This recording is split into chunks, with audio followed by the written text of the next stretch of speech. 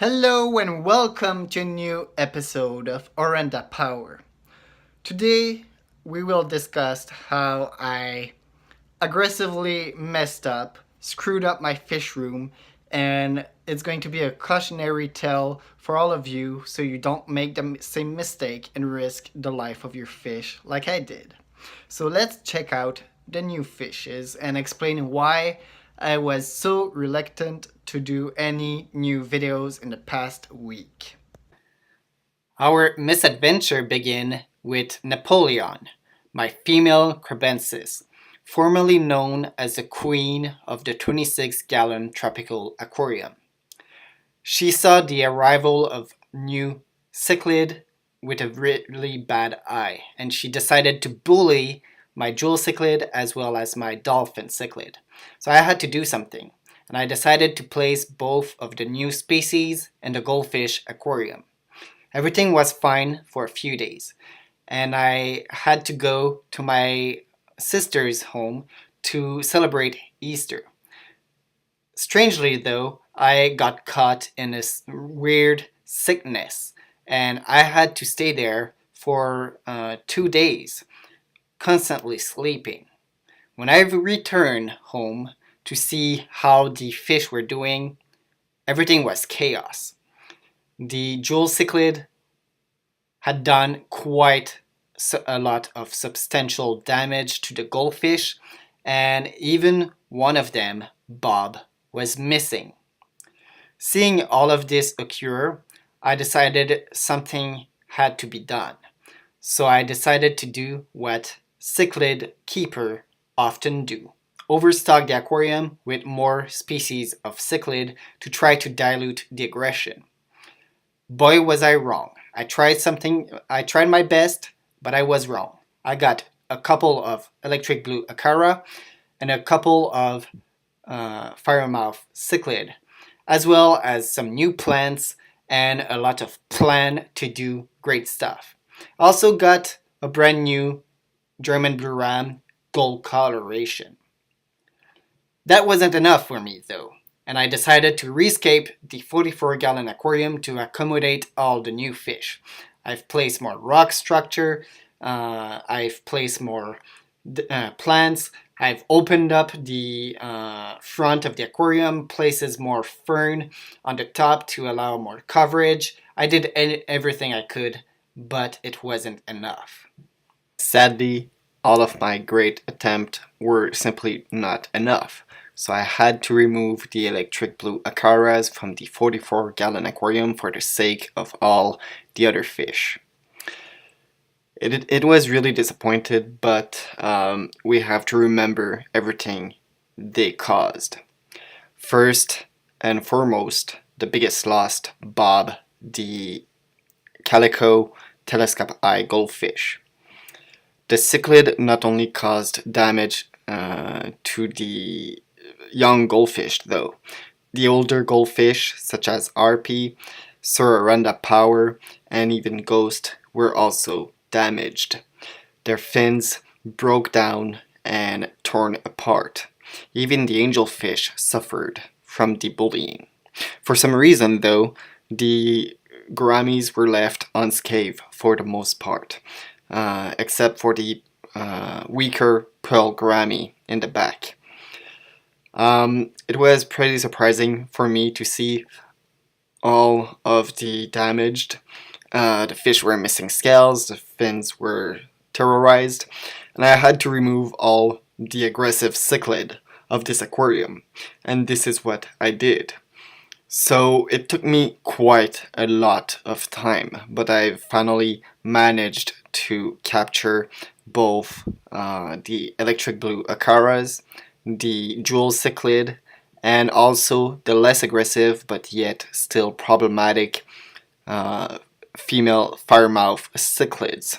Now the firemouth cichlid, trust me, they were extremely hard to catch. It took me 3 days and several hours to manage to outsmart them, and I also had to literally destroy all the aquascape I previously did for them. So it was pretty disappointed, but they just had to outsmart me, and I just had to destroy everything just to get to them. And even then, it was still a great fight. At this point, all the 6 aggressive cichlids are in the 26-gallon aquarium. And for the most part, they've kind of ruined the day in there too, as they are destroying plants and terrorizing the small fish. But I preferred that option to the option of them killing my 5-year-old goldfish. I'm probably going to keep them in there, to be fair, and I'm going to replace most of the small tetras with bigger ones, because they don't seem to go after the black skirt nor the black phantom tetras. But I'm definitively going to remove all the bloodfin, the white cloud minnows, and the neon tetras, as I'm seeing some floaters here and there, and I don't like to see that at all. For now, there is kind of a pack of non-aggression between all the cichlids.